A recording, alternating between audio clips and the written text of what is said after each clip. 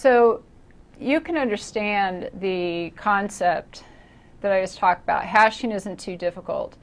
We use them a lot of different places, not just with email, but protection of logs, like when you have to store logs out, after you have a bunch of logs, you have to actually store them and keep them for quite a while. It depends on, the regulations will tell you how many years you have to keep it.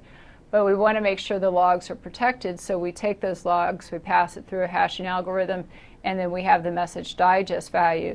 So next time we need to go and look at the logs, we'll do the same thing, run it through the hashing algorithm, and compare it with the original message digest just to make sure that nobody's been messing with them.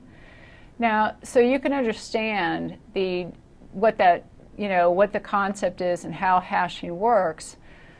But remember that this exam is going to have some tricky wording and tricky questions. So you could see something that says, what is something that accepts a variable length string and generates a fixed length value?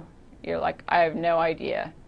Well, that's a confusing way of describing a hash algorithm. It accepts a variable length string because a message could be any size, and it's going to generate a fixed length value. That message digest is going to be a fixed value.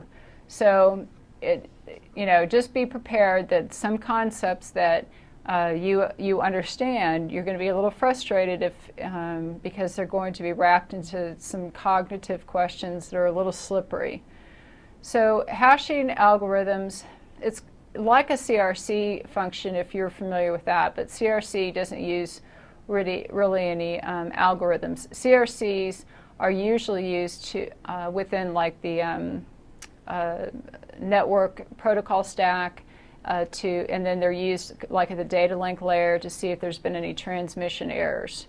That's different than hashing algorithms, which more looks at like the data payload to see if there's been any altercation of the actual data.